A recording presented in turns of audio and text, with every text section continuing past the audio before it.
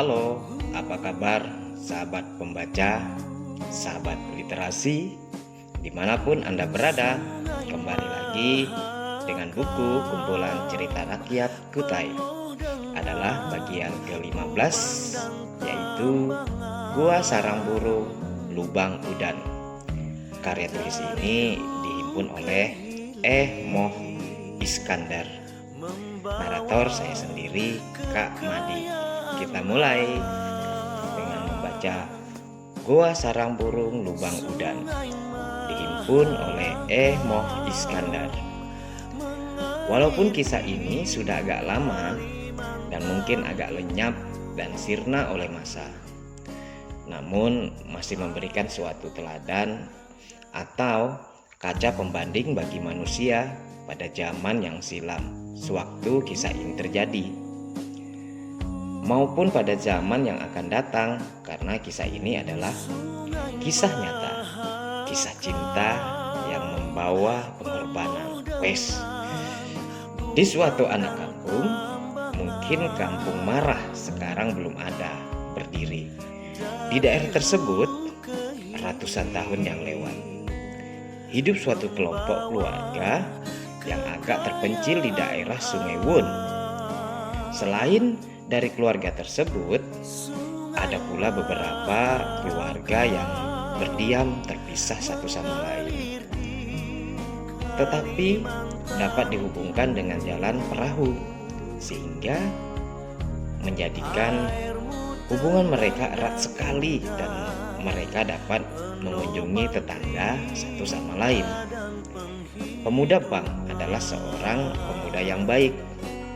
Hidupnya penuh kesederhanaan dan sifatnya ramah tamah. Kawan-kawan sebayanya sangat menyayangi pemuda Bang ini karena pembawaannya sifatnya yang selalu merendahkan diri.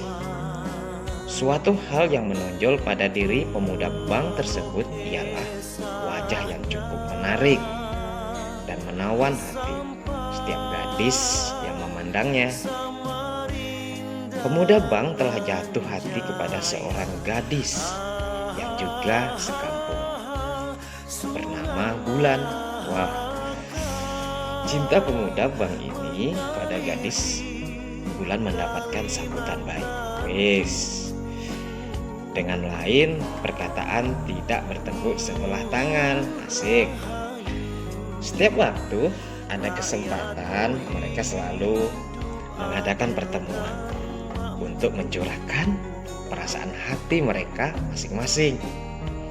Sekalipun di dalam kata-kata hati yang dicurahkan tidak seindah-indah kata, namun cukup memberikan syahdu hati remaja yang bergelora di rongga dada masing-masing.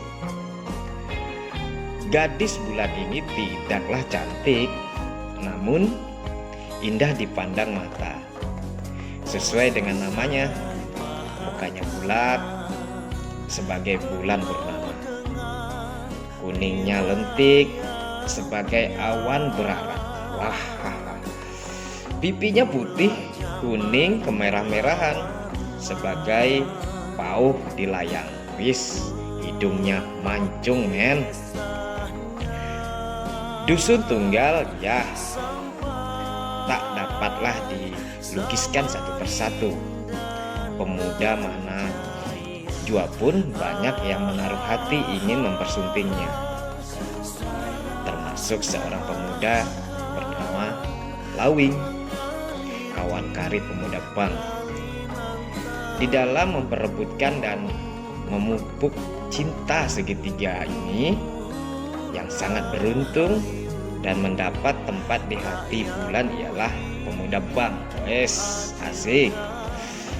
Mereka berjanji akan melangsungkan perkawinan adat Petuyung setelah selesai musim getam, punya etam orang Kutai, panen padi yang akan datang. Lain halnya dengan pemuda Lawing. Sekalipun persaingan merebut cinta, ia kalah. Namun ia berusaha terus membujuk gadis bulan agar mengalihkan cinta padanya. Weh, Kak Lawing, bagaimana aku dapat mengubah cintaku terhadap Kak Bang? Karena dialah yang telah mengisi jiwaku dengan setitik air kasih. Dialah yang orang pertama telah mengisi hatiku yang kosong. Sangat rendah hati, budi, dan jiwa seorang wanita itu. Jika ia mengecewakan hati seorang pria yang telah mendapatkan tempat di hatinya, apalagi Kak Bang, kawan karib Kak Lawing sendiri. Masih banyak gadis-gadis cantik di kampung ini yang dapat Kak Lawing jadikan teman hidup, Kak. Dan saya bersedia untuk mencarikannya demi untuk kebahagiaan Kak Lawing. Mendengar penolakan secara terus-menerus terang dari bulan, Lawing terdiam dan tunduk. Hatinya kecewa yang berisikan rasa dendam. Aduh, dendam tidak boleh ya adik-adik ya teman-teman. Iri hati bercampur dengki. Dendam karena cintanya tidak terbalas. Wah, nih tidak boleh nih ya sahabat ya. Hanya bertepuk sebelah tangan. Iri hati melihat kebahagiaan kawan karibnya sendiri berbahagia, dan dengki ingin mengadakan pembalasan. Wah, apalagi pembalasan nggak boleh nih ya teman-teman. Namun tidaklah tampak di wajahnya. Wow, sehari demi sehari pergaulan ketiga insan ini tetap berjalan sebagaimana biasa, seolah-olah tidak ada terjadi satu keretakan di antara mereka. Sekalipun di dalam hati Lawing tersimpan api pemakan sekam. Wes. Setelah masa janji sampai, masa panen telah selesai, berkenan dengan adat istiadat yang berlaku pada mereka, maka dilangsungkanlah upacara adat perkawinan antara bulan dan bang. Pesta perkawinan yang sederhana itu diramaikan pula dengan bermacam-macam kesenian yang dipertunjukkan menurut kemampuan pada kampung tersebut. Kedua pembelai duduk bersanding menyelesaikan permainan-permainan yang dipertunjukkan sambil tersenyum simpul. Wish, mereka merasa bahagia, lebih-lebih lagi Bang, karena dapat mempersunting gadis bulan yang mendapat julukan bunga kampung. Setelah semua keramaian habis dan para undangan bermasing-masing pulang ke rumahnya, di tengah malam yang sunyi dan sepi, dibimbinglah istrinya oleh Bang masuk ke dalam bilik peraduan. Di dalam cahaya lampu damar yang semar-semar, kedua pengantin itu menikmati malam pengantinnya. Setelah mereka kawin, untuk lebih merasap kenikmati malam-malam yang syahdu sebagai pengantin baru, maka mereka pun pindah menempati sebuah rumah. Ya, lebih jelas dapat disebut sebuah pondok nih, punya orang sini, yang agak terpencil letaknya, jauh di ujung Tanjung yang masih dapat dihubungkan dengan jalan perahu. Masa jejaka dan gadis sekarang telah mereka lewati, dan kini mereka memulai hidup baru sebagai suami istri yang saling mencintai.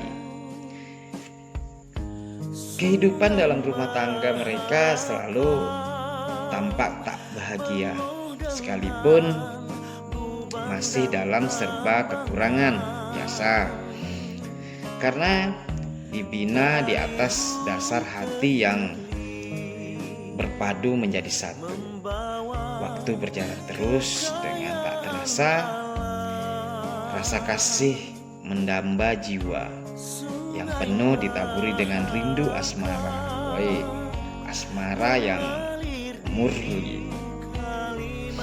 Pada suatu hari, ketika mereka asyik di senda gurau, Lawing datang bertemu. Setelah bercakap-cakap, esah punya orang agak sejenak, Lawing memutarkan maksudnya untuk mengajak Bang pergi sambil sarang burung di gua Lubang Udan yang terletak di Sungai Lubang Kayu, anak Sungai Wur. Oleh Bang tanpa berpikir panjang diterimalah ajakan Lawing, kawan karibnya tersebut tanpa curiga. Waduh, karena dia pun harus berusaha untuk mencari dari yang kecil sampai kepada yang besar harus dicukupkan. Setelah putus perundingan dan ditentukan hari yang waktunya berangkat, Lawing pun kembali pulang ke rumahnya. Sepeninggalan Lawing pulang, kedua suami istri itu bertukar pikiran bagaimana baik dan waktu untuk keberangkatan mereka, sekalipun sudah ditentukan waktunya dengan Lawing istri. Hanya diam, tak memberikan pendapat karena hatinya merasa gundah. Di waktu malam menjelang akan keberangkatan mereka, dikala cuaca sedang cerah dan bulan bersinar dengan lembutnya, kedua suami istri itu duduk-duduk di pelantaran rumahnya untuk menikmati keindahan alami pada malam itu. Tiba-tiba terdengar suara istrinya memecah kesunyian malam itu. Ujarnya, "Kak, mengapa perasaanku sejak Lawing berkunjung kemari untuk mengajak kakak pergi ngambil sarang burung di gua Lubang Udan sampai menjelang akan keberangkatan kakak selalu tidak enak, seolah-olah ada sesuatu yang akan terjadi. Perasaan ini setiap waktu selalu mengundang hatiku dan mempengaruhi jiwaku. Di dalam hatiku telah terasa was-was seakan-akan kepergian kakak ini tidak akan kembali lagi. Apalagi perjalanan yang akan ditempuh ini memakan waktu berpekan-pekan. Lebih baik kakak urungkan saja kepergian kakak itu. Biarlah kita hidup seada-adanya, asal tetap berkumpul." Istri yang baik nih. Mendengar perkataan Bulan, istrinya itu, Bang lalu menghibur hati istrinya dengan perkataan, "Bulan, adikku, janganlah engkau berprasangka sedemikian rupa. Itu hanya kebawaan dari rasa cintamu padaku bekala. Suatu mustahil Lawing akan berbuat curang terhadapku, karena aku dan dia berkawan karib. Jauhkanlah perasaanmu yang sedemikian rupa itu demi keselamatan keberangkatanku. Aku pergi ini adalah untuk kebahagiaan rumah tangga kita berdua. Memang rasa cinta itu dapat mempengaruhi segala-galanya. Jika aku tak berusaha, di mana kita akan hidup sebagaimana yang kita idam-idamkan. Janganlah perasaan-perasaan yang sedemikian itu selalu engkau masukkan di dalam hatimu. Aku yakin dan percaya bahwa Lawing tidak akan berniat jahat, apalagi Sejak kecil sampai dewasa kami selalu sehilir semudik, selapik setidur, yang diikat oleh tali persahabatan yang erat. Istrinya terdiam mendengar perkataan Bang itu. Namun memang perasaan seorang wanita, apalagi sebagai seorang istri, sangat halus. Sambil menitikkan air mata, Bulan berkata pula pada suaminya, "Kak, bukannya aku tidak percaya atas kesetiaan kakak Lawing, kawan karib kakak. Tetapi yang jelas perasaan yang kurasakan ini memang benar-benar berpengaruh. Setiap saat, tiap waktu, selalu terdengar di telingaku suatu bisikan yang bukan-bukan. Suatu perasaan yang belum pernah kurasakan sejak kita menjadi suami istri. Apalagi jika aku mengingat akan mimpi buruk beberapa malam ini selalu mengganggu pikiranku. Kulihat kakak terjatuh masuk ke dalam lubang yang dalam dan gelap, sehingga kakak tidur tidak keluar. Sudahlah, Bulan, janganlah engkau selalu mengingatkan segala mimpimu yang bukan-bukan itu. Tak ada artinya air matamu itu dibuang percuma hanya karena mimpi. Mimpi adalah permainan tidur. Hentikanlah tangisanmu dan hapuslah air matamu. Lepaskanlah keberangkatanku ini dengan hatimu yang tenang. Demikian hidup kita berdua. Segala was-was yang selalu menggundah jiwamu itu, hilangkanlah dari hatimu. Jika engkau turutkan jua hatimu sedemikian rupa, itu akan lebih perali lagi, baik untuk keberangkatanku maupun bagi engkau yang tinggal. Sudahlah, mari kita masuk,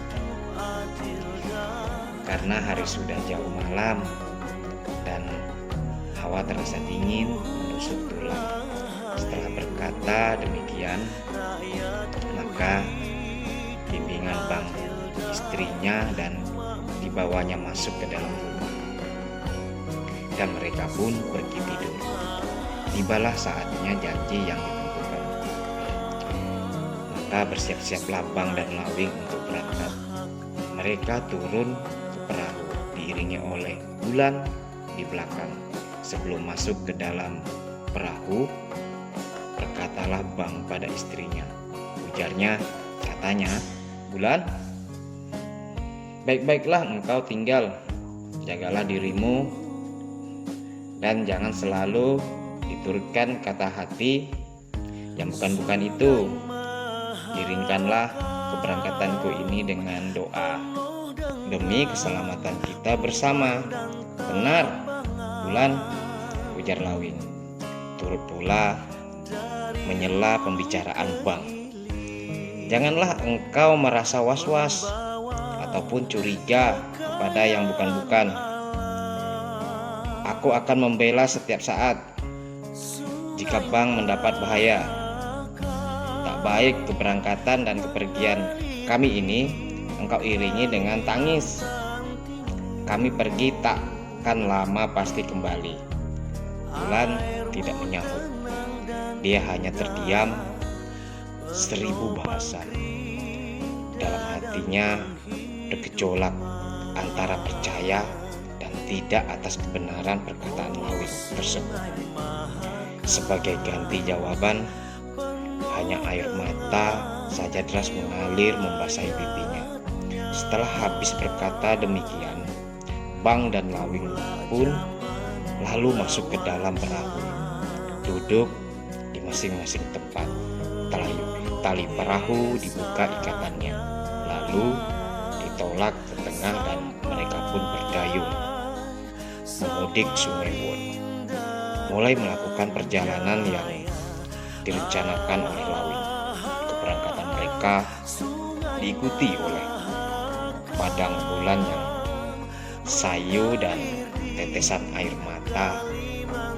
Di dalam hati ia berkata, "Kak, kalau menurut perasaanku, kepergian kakak ini tidak akan kembali, sekalipun kakak telah kuperingatkan.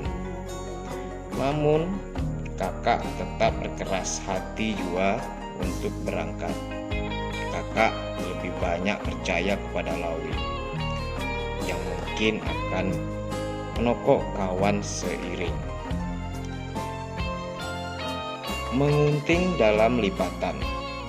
Kudoakan semoga kakak selalu dalam sehat dan selamat sampai kembali pulang, bersama dengan lenyapnya dari pandangan mata.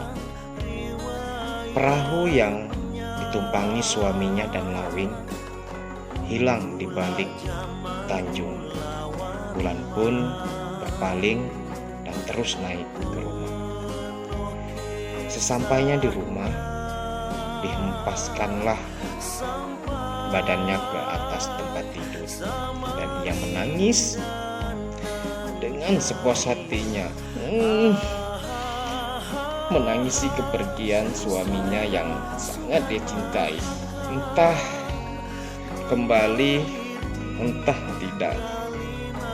Marilah kita ikuti sekarang perjalanan Bang dan Lawing yang memudiki Sungai Wun.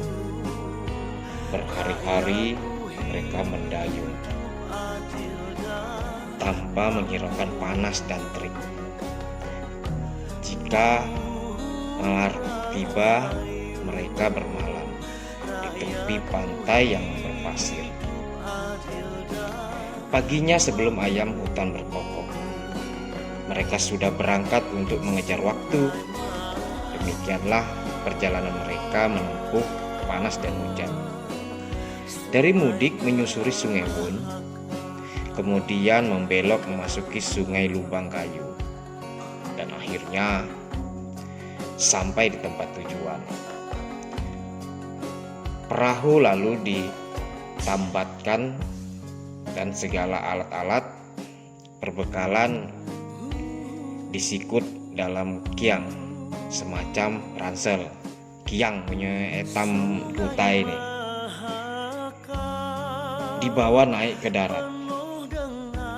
Dari perjalanan perahu, perjalanan selanjutnya ditempuh pula dengan berjalan kaki dan betis nyurang tuh. Setelah berhari-hari berjalan, sampailah mereka di mulut gua sarang burung lubang udan. Mereka lalu beristirahat sebentar untuk mengadakan perundingan siapa yang masuk ke dalam dan siapa yang menunggu di tali di luar. Akhirnya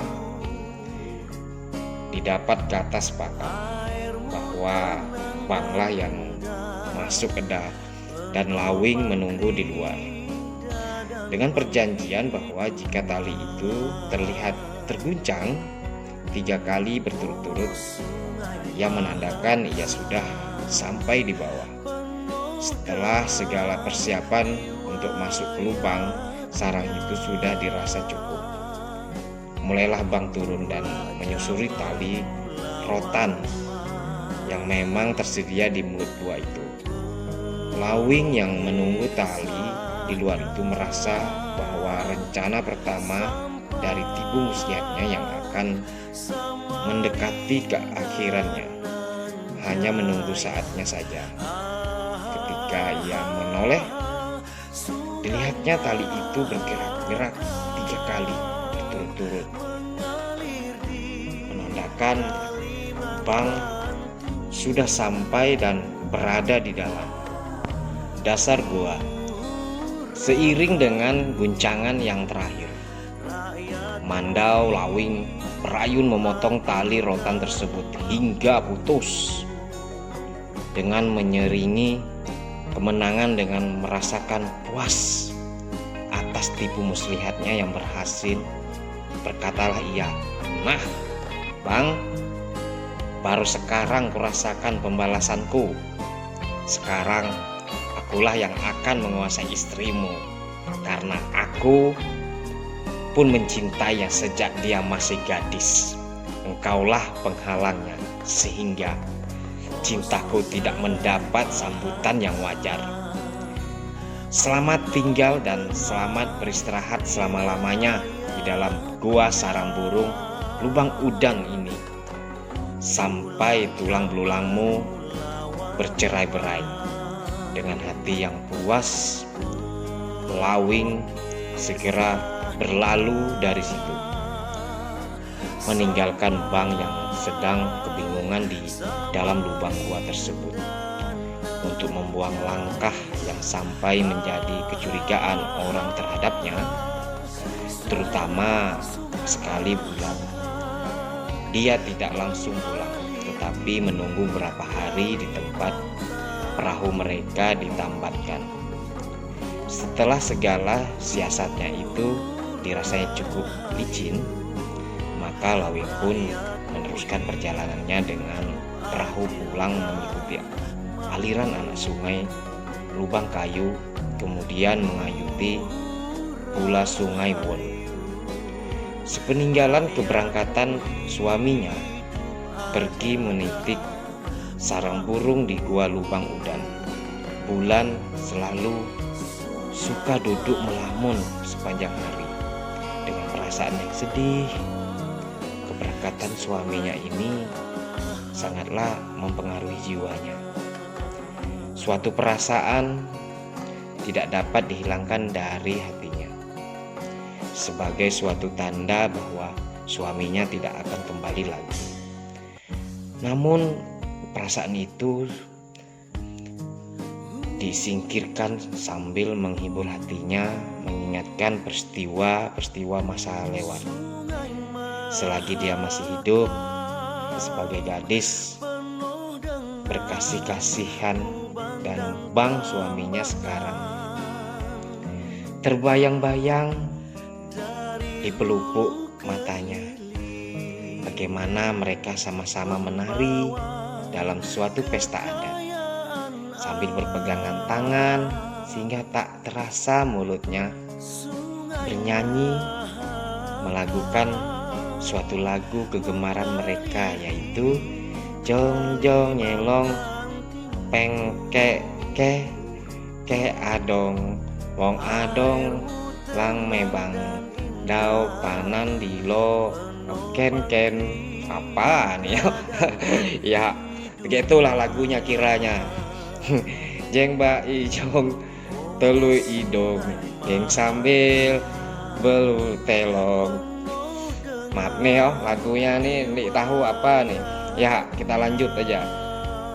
Ketika ia sadar, khayalan itu pun lenyap dari pelupuk matanya, membayar tanpa dirasa dengan tarikan napas yang panjang. Dengan langkah yang gontai, dia pun selalu masuk ke dalam rumahnya. Pada suatu hari ketika Bulan duduk di muka rumahnya, dari jauh terlihat sebuah perahu mengayun. Semakin mendekat, hatinya sudah tidak tenang. Dan berdebar-debar, seluruh tubuhnya bergetar. Suatu tanda berita buruk yang akan diterimanya.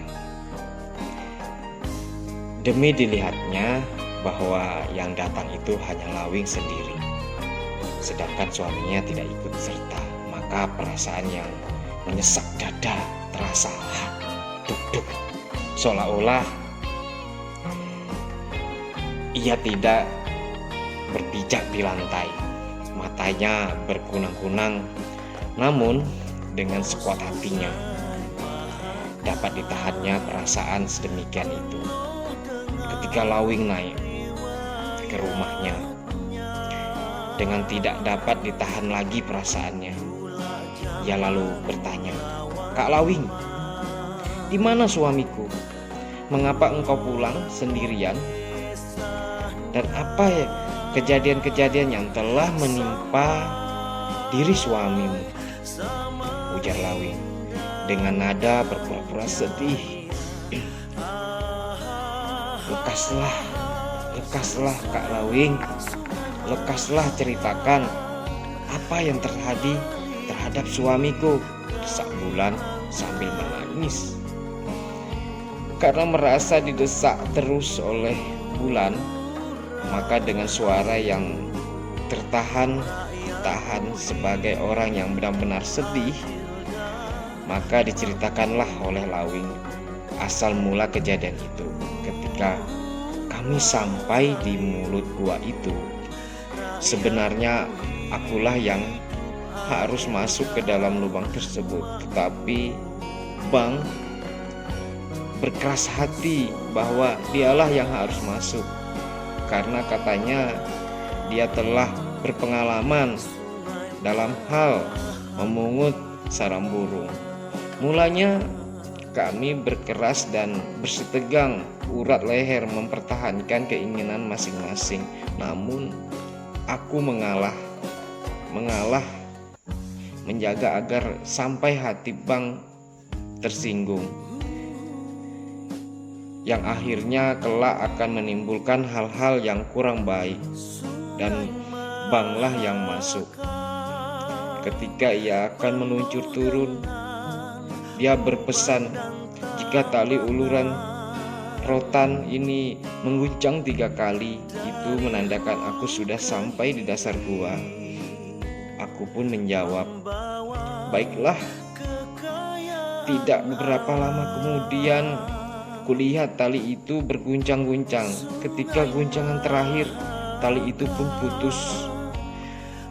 Yang kukira sudah terlalu lama dan lapuk karena kerasnya guncangan Bang. Itulah tali putus di atas. Berhari-hari aku menunggu sampai 2-3 hari, namun tanda-tanda Bang akan keluar tidak tampak.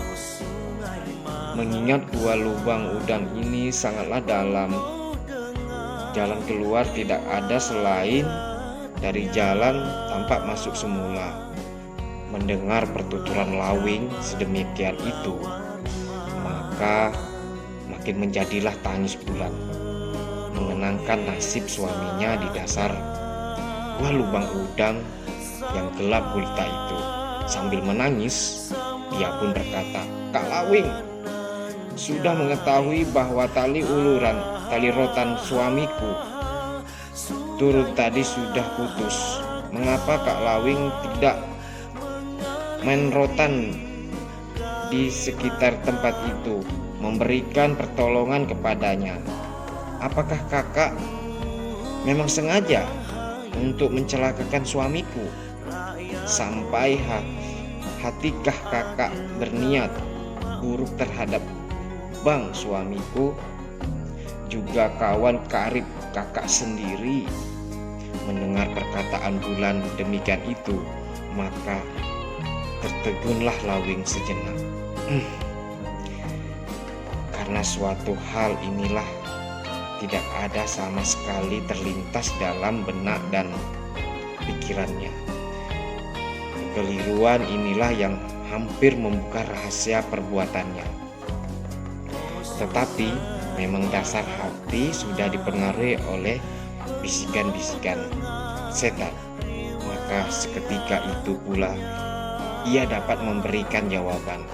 Ujarnya, "Memang pada mulutnya aku akan memberikan pertolongan sedemikian rupa, tetapi di sekitar lubang tersebut tidak terdapat tumbuhan rotan.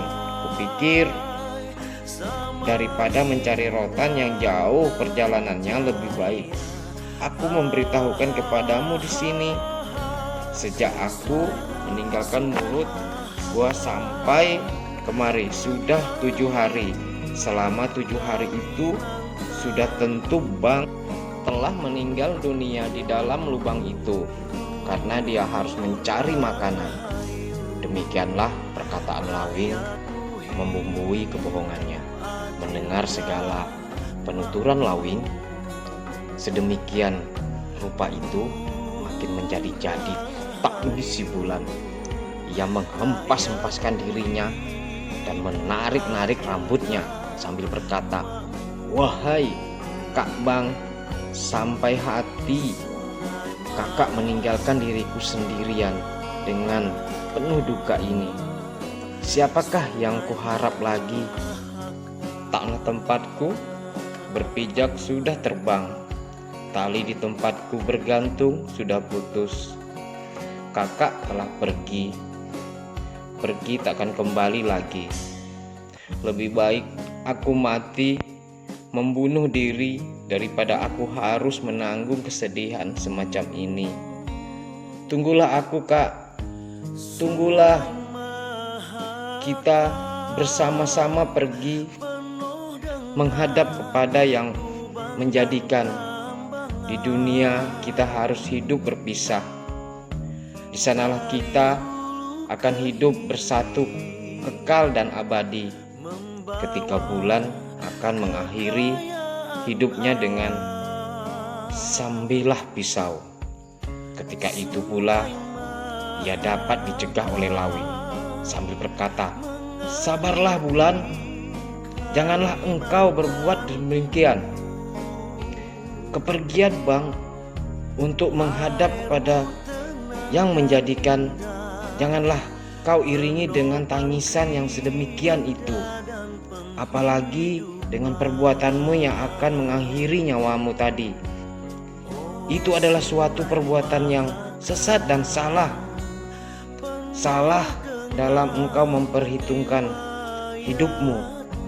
Lebih baik sisa hidupmu ini kau pergunakan sebaik-baiknya. Aku juga sangat bersedih hati, ya, mungkin melebihi engkau sendiri sebagai istrinya. Mendengar segala nasihat-nasihat itu, janganlah mereda tangis Bulan. Malah sebaliknya, apa yang dituturkan Lawing itu adalah serasa sebuah kodam yang menghantam hatinya sehingga remuk redam. Akhirnya, karena merasa tidak kuasa untuk menenteramkan dan menghilangkan kesedihan Bulan, maka Lawing pun meminta diri untuk pulang ke pondoknya sambil berkata, "Ingatlah Bulan, dan tenangkanlah engkau dalam menghadapi cobaan-cobaan hidup ini. Jangan kau turutkan jua kata hatimu yang dikendalikan oleh setan itu. Aku pulang dahulu. Nanti jika engkau sudah dalam keadaan tenang, aku akan kembali." Setelah meninggalkan pesan demikian itu, maka turunlah Lawing ke perahu untuk pulang ke pondoknya. Kini tinggallah Bulan seorang diri menangis. Menangis terus menyesali nasibnya yang sangat malang. Pada suatu hari, sesuai dengan janjinya, Lawing kembali berkunjung ke rumah Bulan dengan maksud dan tujuan untuk memberikan hiburan kepada Bulan yang dalam kesedihan. Dan di samping itu, untuk menyatakan turut bersedih hati atas kematian Bang. Selain dari itu, ada suatu maksud yang tertentu untuk diutarakan kepada Bulan. Sesampainya di rumah Bulan, didapatnya Bulan sedang duduk termenung dan pada matanya tampak butiran-butiran air yang menitik membasahi pipi nan kuning langsat itu. Lawing terus naik dan duduk di samping Bulan sambil berkata, "Bagaimana Bulan keadaanmu? Apa sudah tenang atas musibah yang menimpa dirimu dan atas kematian Bang, suamimu? Aku juga sangat merasa sedih sebagaimana yang engkau rasakan, karena Bang bukanlah kuanggap sebagai sahabat. tetapi adalah benar-benar sebagai saudara kandungku sendiri. Aku tak menyangka kalau kematian Bang itu harus dijalaninya sedemikian rupa. Memang kita hidup ini tidak dapat mengelakkan sesuatu yang terjadi atas diri kita. Karena itu, sesuai janji yang kita ikrarkan di hadapan Yang Mulia Kuasa, ketika kita akan lahir ke dunia ini, inilah yang dinamakan takdir. Dan tidak ada seorang pun manusia jua pun yang kuasa dapat mengembali, menolak, dan menghindarinya. Ingatlah, bali jiwa manusia hidup di dalam dunia ini, semuanya akan pergi ke sana pula. Tetapi waktu dan saatnya tidak dapat ditentukan. Itu janganlah engkau selalu menurutkan kata hatimu, dan jangan pula selalu bersedih hati, menangis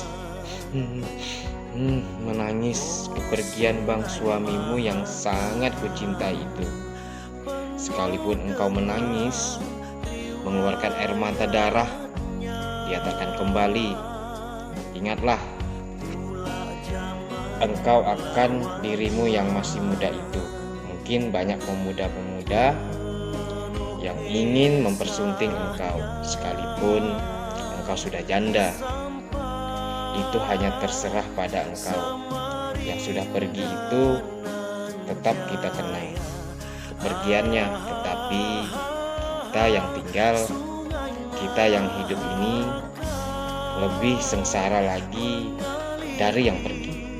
Jika kesemuanya itu kita bawa berlarut-larut dengan kesedihan sepanjang hari, apakah yang akan kuharapkan lagi jika engkau terus-menerus berhal sedemikian rupa ini, yang akhirnya badanmu sendiri akan merana.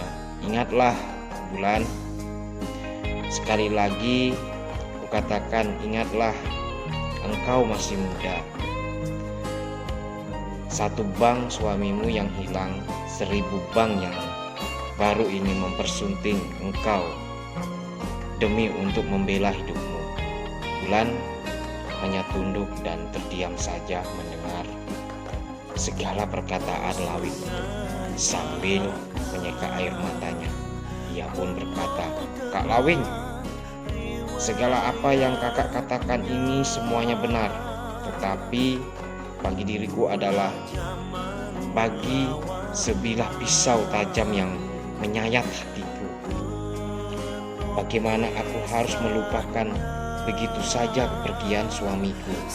Bagaimana aku harus melupakan segala peristiwa yang menimpa diriku? Karena kesemuanya itu adalah membawaan cinta, kasih sayangku terhadap dirinya. Diri suamiku, cinta dan kasih sayangku itu telah turut hilang, musnah bersamaan dengan kepergian nyawanya.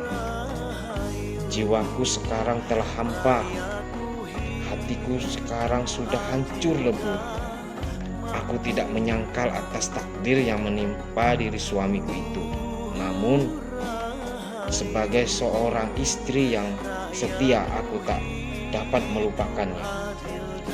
Sebenarnya di dalam hal ini sangat kusesalkan sekali tindakanmu demikian itu. Semestinya walaupun bagaimana kesulitan-kesulitan yang kuhadapi, engkau tentu berdaya untuk menolongnya dengan jalan bagaimanapun. Suatu mustahil di sekitar itu tidak ada tumbuhan rotan. Sekurang-kurangnya akar-akar yang dapat kupergunakan untuk memberikan pertolongan terhadap suamiku. Tetapi ya, sudahlah, tak ada gunanya kita membangkitkan hal yang sudah terjadi. Mendengar perkataan Bulan demikian itu, Lawing hanya terdiam, namun jiwanya telah kotor, dikotori bujukan-bujukan setan. Dia pun berkata, "Wahai bulan, janganlah engkau berkata demikian itu. Aku telah berusaha memberikan pertolongan sebagaimana aku katakan tadi. Tetapi bagaimana aku dapat berpikir tenang menghadapi kesemuanya ini? Aku pun dalam kebingungan, sehingga dengan kebingungan inilah aku pulang untuk memberitahukan kepadamu segala kejadian itu. Aku tak berniat untuk mencelakakan Bang, kawan karibku sendiri. Percayalah engkau bulan, percayalah padaku. Aku bukannya menuduh Kak Lawing berbuat jahat pada suamiku, tapi hanya menyesali segala tindakan Kak Lawing itu. Malah sekarang aku sangat berterima kasih atas jerih payah Kak Lawing datang padaku memberitahukan peristiwa ini. Ini adalah salah satu pengorbanan Kak Lawing yang sangat besar, yang tak dapat kulupakan dan kubalas, ujar bulan pula. Semoga Yang Maha Kuasa kelak memberikan ganjarannya kepada Kak Lawing. Kemudian keadaan mereka sama terdiam, hening, tanpa suara. Masing-masing dibawa oleh pikiran sendiri. Akhirnya, karena sudah lama berkunjung, maka Lawing pun meminta diri untuk pulang ke pondoknya. Sejak kematian suaminya, Bulan yang dulunya mempunyai wajah sebagai bulan purnama, cerah dan lembut, kini wajahnya pudar sebagai bulan yang kesiangan, pucat, disaput awan hitam. Hanya Lawinglah satu-satunya yang kerap kali berkunjung dan memberikan hiburan-hiburan agar semua kesedihan Bulan jangan sampai mendalam. Namun bagaimana jua pun hiburan-hiburan yang diberikannya tiadalah yang dapat mengurangi kesedihan-kesedihan yang diderita Bulan. Malah segalanya itu dirasakan sebagai tombak jarum menusuk-nusuk hatinya. Entahlah, untuk yang akan datang, dia sendiri belum dapat memberikan jawaban. Lawing tidak bosan-bosannya mengunjungi dan menghibur Bulan, karena ini adalah bagian kedua dari rencana tipu muslihat yang telah disusunnya. Dia harus gigih berjuang demi untuk mendapatkan Bulan yang telah lama diam diidamkan itu. Demikianlah peristiwa malapetaka yang menimpa dan dialami oleh Bulan pada masa itu. Sesampainya di dasar lubang tersebut, ketika Bang akan melangkahkan kakinya untuk memulai tugas memetik sarang, tiba-tiba jatuhlah tali uluran itu ke bawah. Bang terkejut karena dengan putusnya tali itu kemungkinan sangat tipis sekali ia kembali keluar, karena jalan lain tidak ada. Semenjak dia dalam kebingungan, ketika ia sadar, maka tali itu pun diperiksanya. Setelah dirasa dan diamati, dilihatnya bahwa ujung tali itu bukannya putus disebabkan lain, tetapi putus dipotong dengan mandau.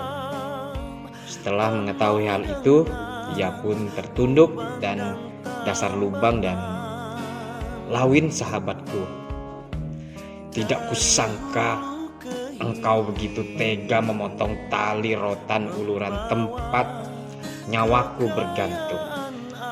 Dengan terputusnya tali ini, samalah engkau menyiksaku. Daripada tali ini engkau potong, lebih baik kau bunuh dengan mandaumu. Agar aku tidak tersiksa di dalam lubang gua sarang burung lubang udang ini. Aku tak mengira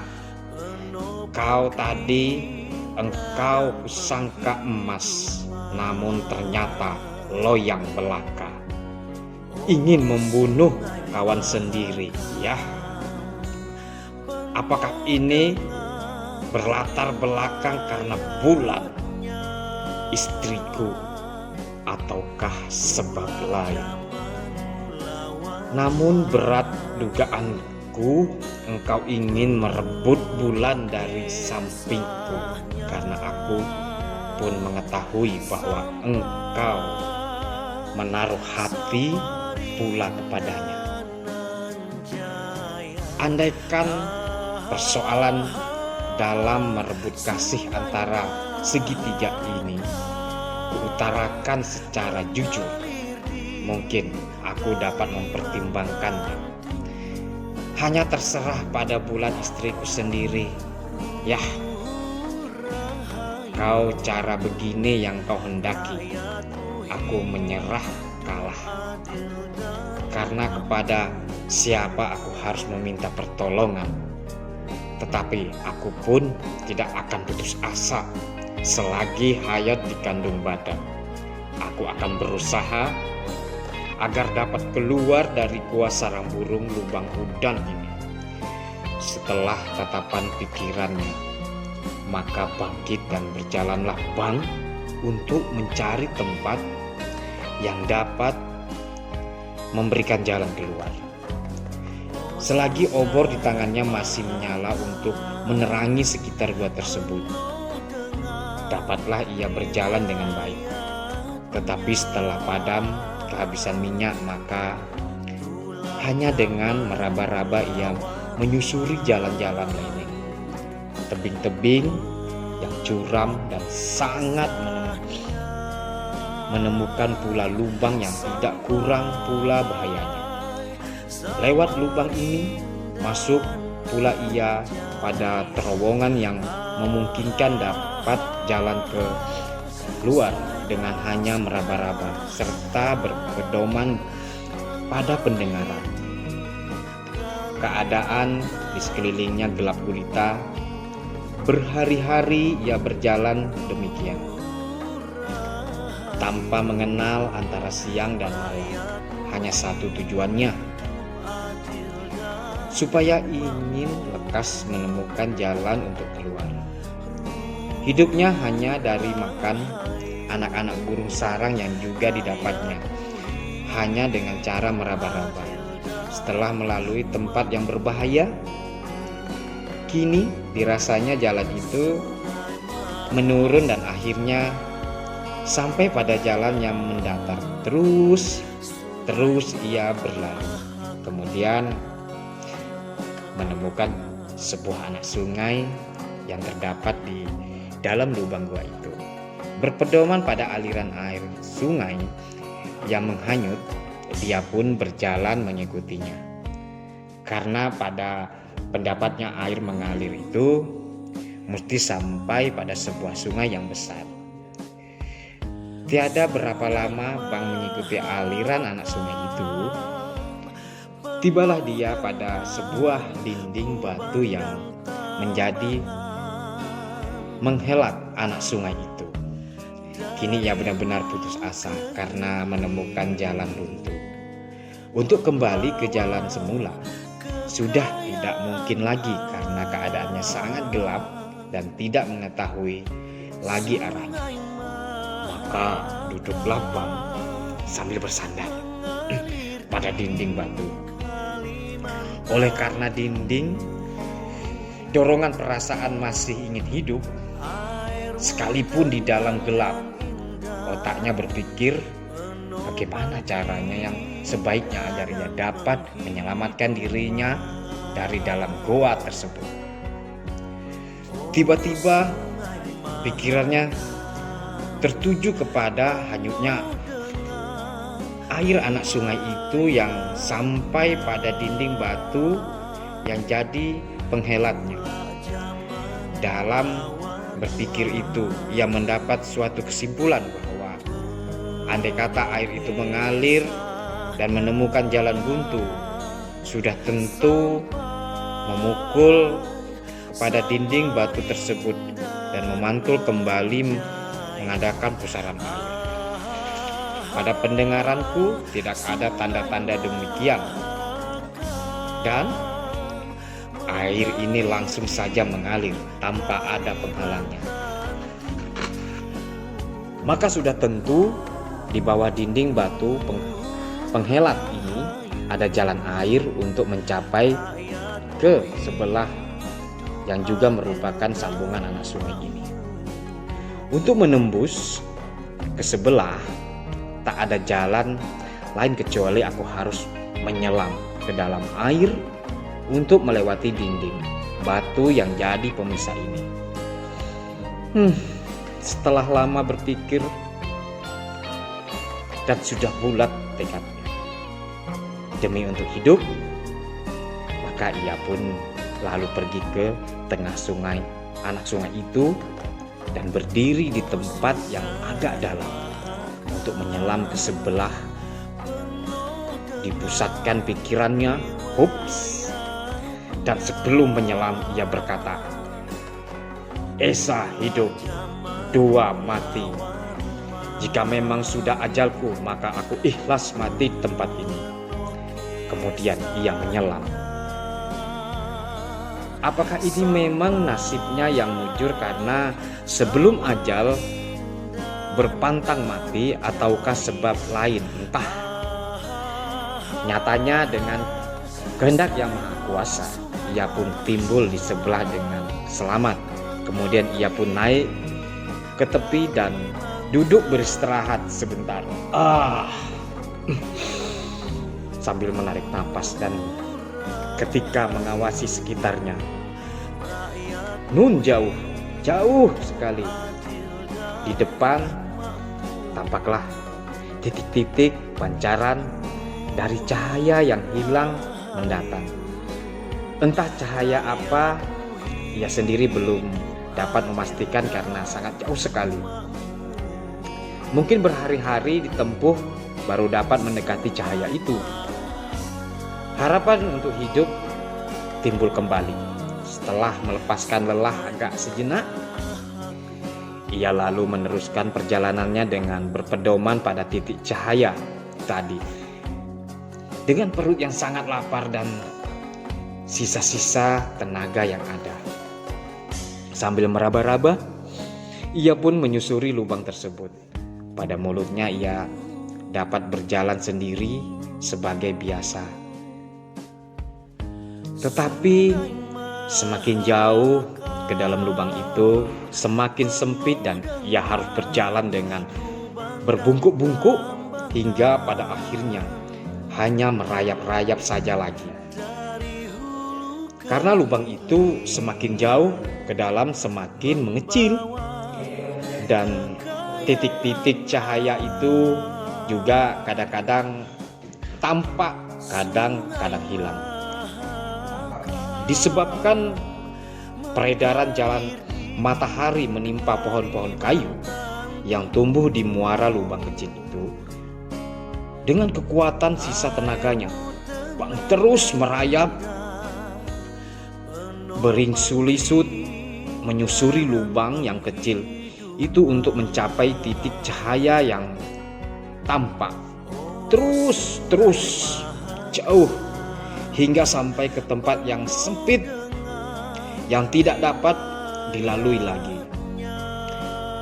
Maju tidak bisa, mundur pun tidak dapat. Kini ia benar-benar menyerahkan nasibnya kepada takdir.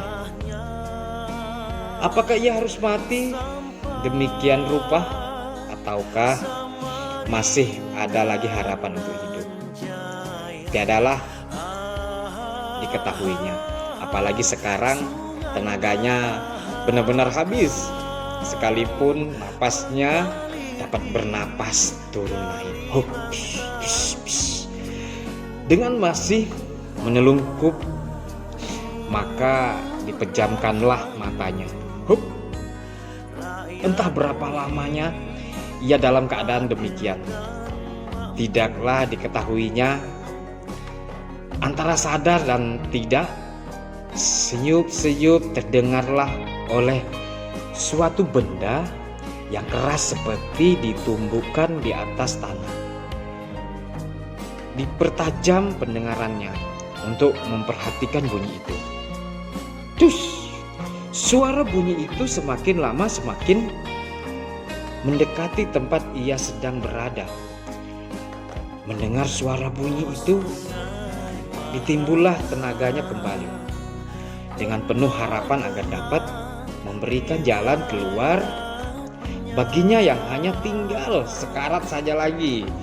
Kiranya lubang di tempat ia berada itu tempat yang membawa perumahan ladang orang yang pada waktu itu sedang mengasah, menugal orang hitam kutai di padi, nugal padi. Nah, lanjut. Bunyi suara yang terdengar itu adalah suara hentakan kayu tugal ke tanah untuk membuat lubang tanaman padi. Tepat ketika ia di atasnya dengan hendak yang maha kuasa, maka kayu tugalan itu menerobos menerus tanah.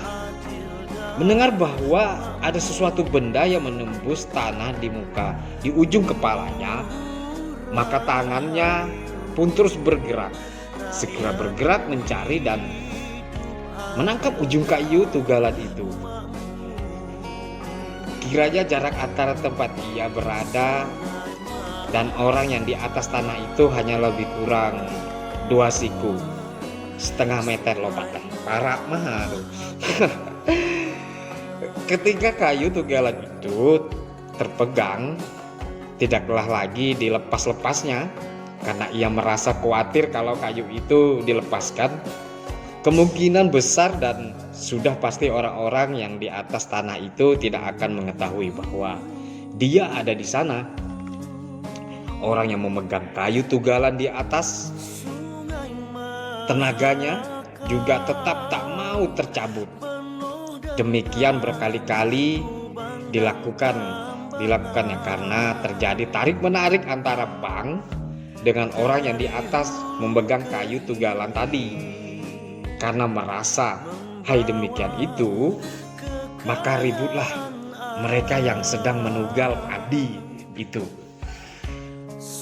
Mengapa dan apa sebabnya kayu itu tidak bisa lagi ditarik dan dicabut?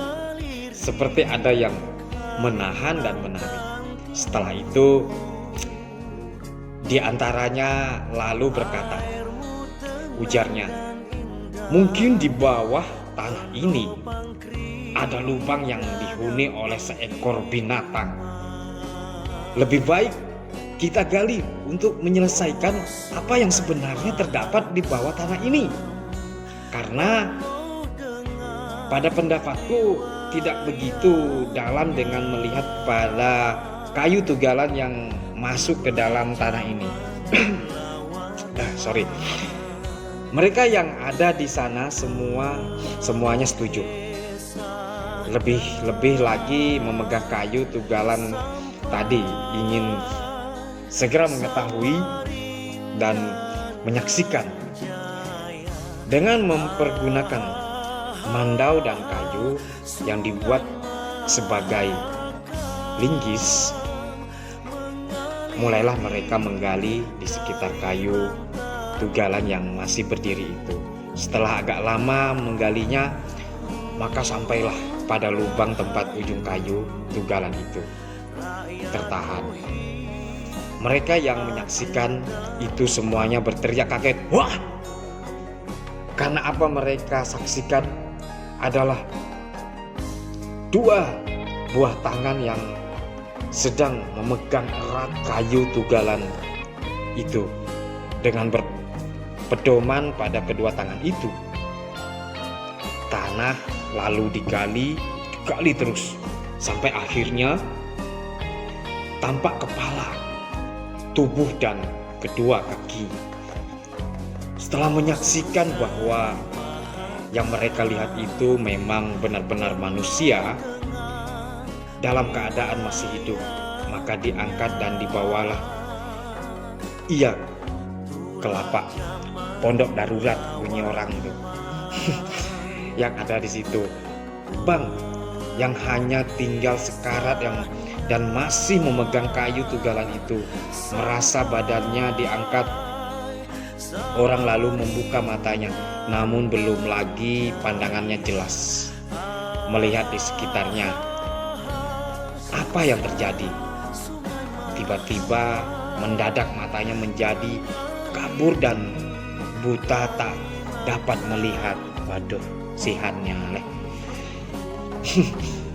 Karena terkena pancaran cahaya terang, seketika itu pula ia tidak sadar diri lagi. Pertolongan menurut cara orang kampung telah diberikan sebagaimana mestinya. Berkat cermatannya memberikan pertolongan, maka Bang pun sadarlah diri pingsannya, namun tak dapat bersuara karena kelaparan. Dibuatlah nasi bubur, dan sebelum disuap ke mulutnya, maka uap nasi bubur yang masih panas itu dihembuskan berkali-kali ke mulutnya. Kemudian ya baru disuapkan ke mulutnya. Demikianlah keadaan Bang setelah keluar dari gua sarang burung Lubang Undang dengan selamat, sekalipun harus menempuh berbagai kesulitan. Ya, inilah salah satu contoh dari kekayaan Tuhan Yang Maha Esa yang dapat menciptakan barang sesuatu yang dikehendakinya untuk membuat umat manusia di dalam dunia ini menyadari bahwa manusia boleh membuat rencana, namun Tuhan Yang Maha Esa lah yang menentukan. Oke, sebelum ajal berpantang mati untuk membuat sebuah kisah baru bagi manusia yang hidup pada masa itu, setelah beberapa hari Bang dirawat, maka mulailah ia dapat berkata-kata, tetapi matanya tetap tak dapat melihat. Kata lain, buta, dan sedikit demi sedikit kekuatan badannya pulih kembali. Kemudian Bang menceritakan segala kejadian yang menimpanya. Tidak berapa bulan habis mengetam panen padi tahun yang lalu, aku bersama-sama Lawing pergi memasuki gua sarang burung Lubang Undang ini. Sesampainya aku perundingan bersama aku masuk dengan Lawing, menunggu di luar dan menjaga tali. Ketika aku hampir sampai ke dasar gua itu, tiba-tiba tali uluran putus. Aku sudah putus asa, namun tetap berusaha untuk menemukan jalan keluar. Yang akhirnya, sebagaimana saudara saksikan sendiri dalam menceritakan kejadian-kejadian yang menimpa dirinya, yang hampir menewaskan jiwanya. Tidaklah disebutnya bahwa apa yang terjadi di atas dirinya itu adalah perbuatan curang dari Lawing sahabatnya. Kejahatan dan kecurangan kawannya itu tetap disembunyikan olehnya, karena dia tidak ingin kejahatan-kejahatan kawannya itu terdengar dan diketahui oleh orang lain. Wah, baik eneh orang ini. Sekalipun hampir membawa korban jiwa atas dirinya, kemudian Bang mendengarkan pula penuturan-penuturan orang di sekitarnya, menceritakan bagaimana mereka sampai menemukannya di dalam lubang yang sempit itu. Kalau menurut kisahmu itu, Bang, engkau pergi masuk ke gua sarang burung Lubang Undang ialah pada beberapa bulan setelah habis ngetam panen padi, dan kami temukan mulai saat orang menugal padi. Jadi berarti engkau ada di dalam lubang gua tersebut selama lebih kurang 4 bulan. Lopat leh wadah. Mendengar itu, heranilah hati Bang, karena dalam jangka waktu sekian lama itu dia masih dapat hidup di dalam gua yang gelap gulita. Hidup hanya makan anak-anak burung sarang saja, itu pun jika secara kebetulan ditemukannya. Setelah keadaan dirinya telah sehat kembali, maka dimintanya kesudian mereka dapat mengantarkannya ke rumah istrinya di daerah Sungai Wun. Aku mengharapkan kesudian kalian dapat menolong mengantarkan aku ke kampungku. Aku tidak dapat pergi sendiri karena mataku buta, tak dapat melihat untuk selama-lamanya. Demikianlah permintaan Bang. Dan suatu lagi pengharapanku, bahwa kehadiranku kembali ini supaya dirahasiakan. Mereka yang hadir itu pun bersedia memberikan pertolongan untuk mengantarkannya kembali pulang ke kampung. Sesudah selesai menugal padi di ladang ini, sementara menunggu itu, Bang melatih diri untuk mengenal, mendengar di sekitarnya dengan berpedoman pada perasaan. Setelah pekerjaan menugal huma selesai, diantarlah Bang ke kampungnya dengan berperahu Bang. Berhari-hari menyusur mengikuti aliran sungai tanpa istirahat. Maka pada malam yang kedua tibalah mereka di kampungnya dan hampir di batang tempat rumahnya. Atas permintaannya, dia diantarkan hanya sampai di sini saja. Dan selanjutnya biarlah dia berusaha sendiri bagaimana kelak jadinya. Kini Bang berada seorang diri di muka rumahnya. Namun karena suatu hal dia tidak terus naik ke rumah, hanya tinggal dan menyembunyikan dirinya di bawah rumah kolong, untuk menyaksikan apakah rumah tersebut benar-benar rumahnya dan apakah istrinya ada di sana. Dalam kegelapan malam, dengan sabar ia menunggu sampai akhirnya terdengar suara istrinya berbicara dengan suara lawing.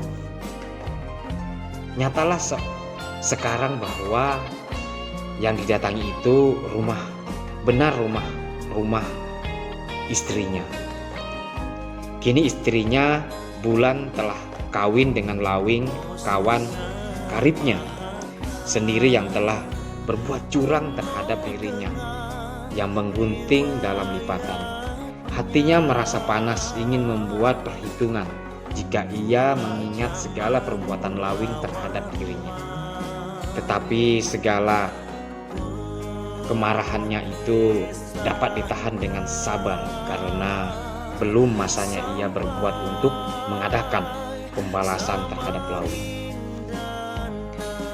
Keesokan paginya, sebelum kedua suami istri itu mengetahui lebih dulu kehadirannya di situ, maka dengan meraba-raba ia pun berjalan dan menarik tangga, langsung mengetuk pintu. Mendengar suara ketukan pintu di pagi hari itu, tanpa ragu-ragu dan merasa curiga, Lawing pun bangun dan membuka pintu.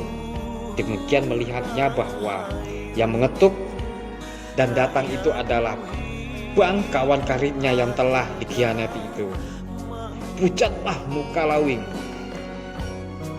tak tentu arah lagi perasaannya. Sawan menyurang segala gerak-geriknya, perasaan kaku. bermacam-macam perasaan yang mengganggu jiwanya. Dan akhirnya ia hanya berdiri melongok saja. Perasaan menyesal, takut akan bayangannya sendiri berperang dalam jiwanya, jiwa yang penuh kekotoran dan kepalsuan. Dibawa oleh perasaan demikian, dia berdiri sebagai patung, sehingga terkejut ketika Bang menegurnya. "Engkaukah itu Bulan? Dan di mana Lawing?" Mendengar teguran itu dengan suara yang bergetar, Lawing menjawab, "Bukan, Bang. Aku adalah Lawing dan Bulan masih di dalam."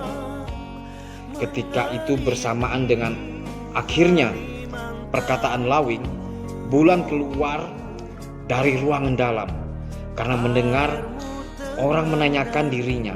Ketika ia melihat bahwa orang yang datang dan menanyakan dirinya itu adalah Bang, suaminya yang sangat dicintai dan dikatakan oleh Lawing telah meninggal dunia di dalam gua sarang burung Lubang Undan disebabkan kecelakaan putusnya tali uluran.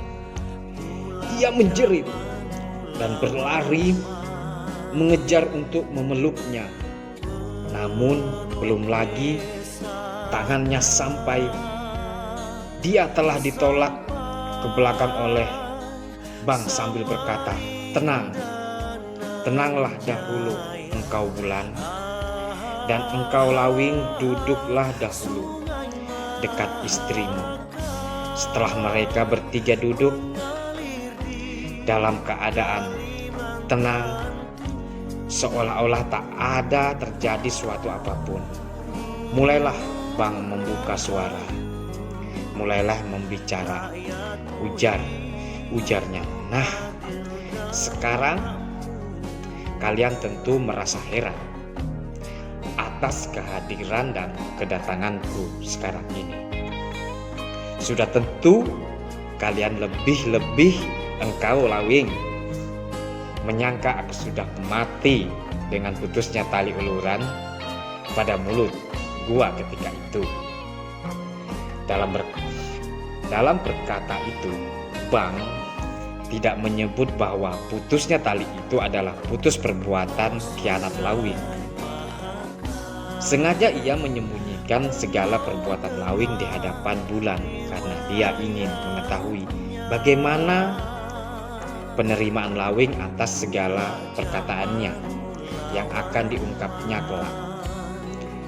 Kemudian sambungnya pula, "Aku dapat keluar dari gua lubang itu. Aku sendiri pun tidak menyangka bahwa aku masih diperolehkan untuk hidup. Di dalam penderitaan, segala kepahitan, sekalipun selama lebih kurang 4 bulan aku harus berjuang melawan dan menentang maut selama ada di dalam gua itu.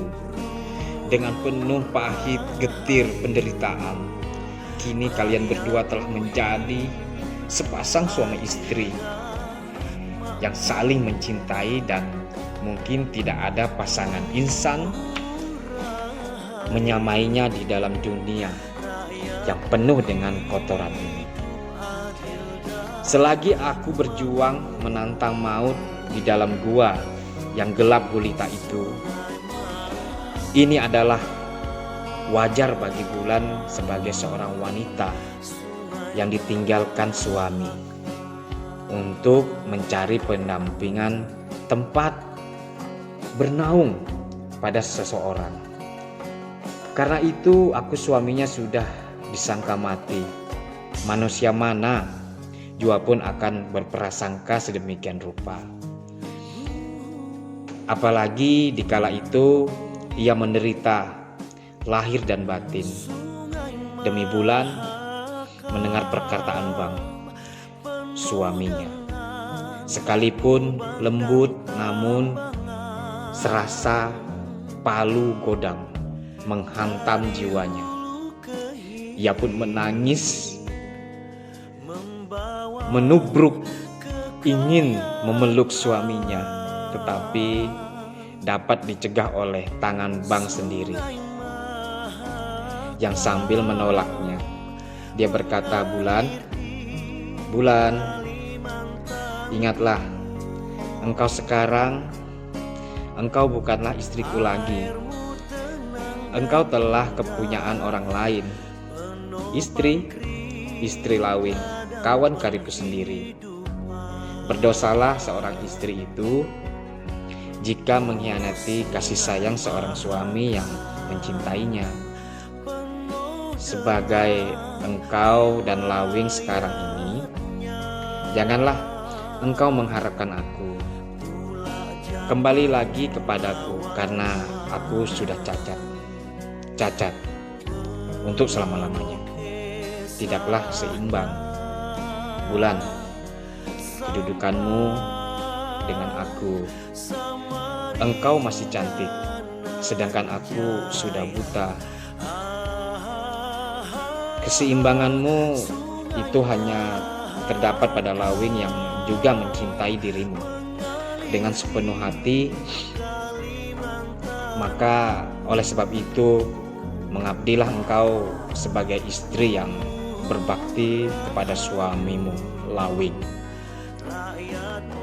Tanpa menghiraukan tangis Bulan yang menyayat hati itu, Bang berpaling pula kepada Lawing yang pada ketika itu tertunduk mendengar segala perkataan Bang pada Bulan.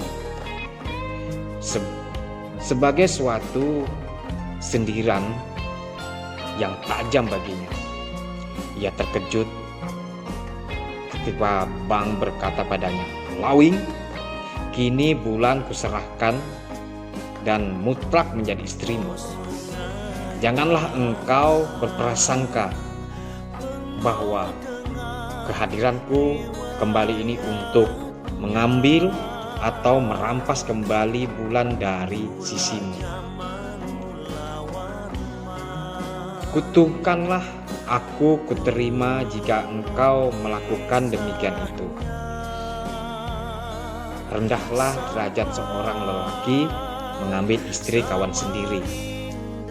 Kuminta padamu, Lawing, sekali lagi kuminta padamu, peliharalah dan lindungilah Bulan dari segala perbuatan durjana di dunia yang penuh dengan kepalsuan ini. Cintailah Bulan sebagai aku mencintainya. Kasihilah Bulan sebagai aku mengasihinya. Karena dengan engkau berbuat demikian, aku merasa tentram jika aku sudah tidak ada lagi di muka bumi ini. Aku tahu bahwa engkau sangat mencintai dan mengasihi Bulan. Demikian pula Bulan terhadapmu. Segala kejadian yang telah kita alami, baik aku, Bulan, dan engkau, janganlah dikenang-kenang lagi, karena semuanya itu adalah suratan hidup. Kita yang hanya tinggal menjalani segala peristiwa-peristiwa yang tidak kita pengorbananmu. Selama itu aku mempersuntingkan Bulan. Lawing masih tertunduk, membisu 1000 bahasa dengan berkata, Bang, sedemikian rapa itu. Sekalipun semuanya itu serasa tidak langsung ditujukan dan membuka,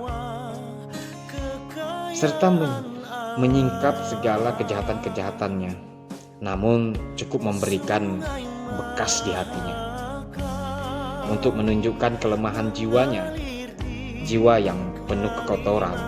Lawing berkata kepada Bang, ujarnya, Bang, kawan karibku, kini aku telah insaf atas segala perbuatan-perbuatanku kepadamu. Maafkanlah segala yang telah kulakukan dengan keikhlasan hatiku yang putih bersih. Bulan kuserahkan kembali kepadamu, karena dia dalam membina rumah tangga. Hanya pihakkulah yang menaruh kasih sayang padanya, sedangkan kasih sayangnya telah dicurahkan kepadamu. Aku sangat menyesal atas segala perbuatan, dan kerakusanku sendiri dan kerakusanku sendiri. Terimalah kembali Bulan istrimu sejati. Tidak, Lawing. Tidak mungkin lagi aku menerimanya, karena Bulan bukan sebagai barang dagangan yang dapat tercelahlah hidupku kalau aku menerima kembali engkau menjadi istriku, karena sudah kukatakan bahwa aku tidak seimbang lagi dengannya. Aku sudah cacat untuk selama hidupku, dan apa yang akan diharapkannya lagi daripadaku. Pupuslah segala cinta dan kasih sayangmu pada Bulan yang kau dapat dengan bermacam-macam tipu muslihat yang jahat. Tidak, Lawing, tidak. Sekali lagi kukatakan tidak. Pantang pemuda makan sisa. Lebih baik engkau lanjutkan cintamu yang penuh dengan dona-doda terhadap Bulan. Demikianlah perkataan Bang yang telah dikuasai kemarahan yang meluap-luap. Bulan, engkau adalah kepunyaan Lawing. Mengabdilah engkau kepadanya, kepada suamimu dengan hati yang ikhlas, yang telah mendapatkan engkau di atas segala pengorbanan seseorang. Jangan kau harapkan lagi kasih sayangku padamu, karena semuanya itu telah sirna, turut pergi, hilang bersama penglihatan. Aku tidak menyalahkan engkau, karena engkau hanya menerima apa yang telah masak dalam rencana. Justru itu kuminta padamu, mengabdilah engkau kepadanya sebagaimana engkau mengabdi padaku. Aku sudah tidak dapat lagi kuharapkan sebagai suami dengan terseduh-seduh serta dengan hati yang pilu. Bulan lalu berkata, ujarnya, Kak Bang, kini aku baru mengetahui yang selama ini tertutup dan terlindung oleh takdir kegelapan. Belum lagi habis perkataan Bulan, Bang sudah berkata, Sudahlah Bulan, tidak ada gunanya hal-hal yang lama kau bangkitkan kembali. Kau pupuklah cintamu terhadap Lawing yang mendapatkan engkau di atas segala pengorbanan yang sangat besar dan mahal sekali demi cintanya terhadap engkau. Apakah segala pengorbanannya itu kau sia-siakan saja? Sudahlah. Dan janganlah engkau menyesali nasibku dan nasibmu, karena itu sudah menjadi suratan kita masing-masing.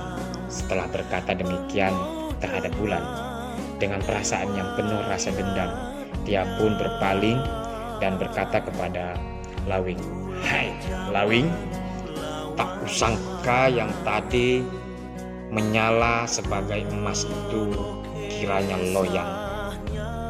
Kau korbankan diriku dengan cara yang licik sekali demi untuk mendapatkan Bulan. kau hendaki diriku mati, berkubur di dalam gua sarang burung lubang udang, supaya engkau dapat merebut bulan dari sampingku. Kau putuskan tali uluran supaya aku tidak dapat keluar. Semuanya itu kau lakukan hanya demi cintamu saja. Lawing, alangkah rendahnya budimu dengan demikian itu. Menolak kawan seiring, menggunting dalam lipatan. Harimu berbulu domba. Andai kata dulu engkau utarakan maksudmu secara jujur, ingin mempersunting bulan sebagai istrimu, sudah tentu aku akan mempertimbangkan sebelum kami melangsungkan perkawinan beberapa bulan yang lewat. Engkau, Lawing, benar-benar adalah seorang laki-laki, tetapi kelaki-lakianmu itu dibayangi oleh pengecut. Hanya berani dalam licikan, menganggap dunia ini hanya selebar daun birah. Lawing, sekalipun aku telah kokoh berbuat sedemikian rupa, aku sebagai manusia yang berperasaan tidak ingin merusakkan rumah tanggamu. Aku tidak ingin mengadakan pembalasan, karena pembalasan itu akan tiba dengan sendirinya, lebih kejam daripada perbuatan. Bulan, kita rupanya sudah ditakdirkan untuk menjalani nasib semacam ini. Cintaku padamu masih tetap menyala, dan ini akan kubawa sampai ke liang kubur.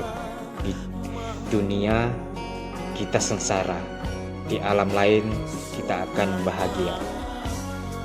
Di dunia yang penuh kotoran dan kepalsuan ini, kita tidak dapat hidup bersama. Di alam lain kita akan berkumpul. Daripada hidup berputih mata, lebih baik mati berkalang tanah. Setelah berkata demikian, maka dicabutnya sebilah pisau raut, dan yang sejenak tadi disembunyikan ladang orang menugal yang dapat diambil di pondok, lalu diputuskannya tempat mengenai ulur hatinya. Ketika Bulan melihat peristiwa yang terjadi di depan matanya itu, ia menjerit dan menubruk tubuh Bang yang berlumuran darah. Namun ketika tangannya akan memeluk, pisau larut yang masih di tangan Bang itu pun menembus ulu hati, dan ia berubah berlumuran darah, jatuh di sisi Bang. Keduanya menghembuskan napas terakhir dengan disaksikan oleh Lawing yang masih duduk sebagai tempatung, menyaksikan peristiwa-peristiwa yang baru berlalu di depan matanya. Setelah itu dia sadar kembali, maka didekatinya kedua mayat itu lalu berkata, "Wahai Bang, ampuni dan maafkanlah segala perbuatanku terhadapmu. Aku tidak menduga bahwa sampai berani berbuat sejahat atas dirimu sedemikian rupa. Hanya didorong oleh cinta meluap-luap kepada Bulan istrimu. Kini tinggallah aku seorang diri yang penuh dengan noda-noda kekotoran. Engkau berdua telah pergi takkan kembali lagi. Wahai Bang, wahai Bulan, tunggulah aku di pintu Nirwana. Aku akan menyusul kalian berdua untuk menebus dan mempertanggungjawabkan segala dosa atas perbuatanku terhadap kalian." Sehabis berkata demikian itu, maka dicabutnya pisau raut yang masih menancap di ulu hati Bulan. Lalu tanpa ayal lagi ditusukkannya ke dadanya dan menembus jantungnya. Ketika itu pula ia pun menghembuskan napas yang terakhir, wesh, dan rubuh di samping mayat Bulan. Ya, hukuman alam telah berlalu atas diri mereka. Harus mati di ujung sebilah pisau raut yang kecil yang dilakukan oleh mereka sendiri tanpa perintah siapapun jua pun. Suatu penentuan yang telah digariskan oleh Dewa Dok Lon Tonyo Donglong Melon yang harus mereka jalani. Nah, sahabat pembaca, sahabat literasi, sampai di sini dulu dari cerita bacaan ini. Sampai berjumpa dengan Kak Madi dengan cerita rakyat Kutai berikutnya. Terima kasih. Salam literasi. Dadah. Rakyatku hidup adil.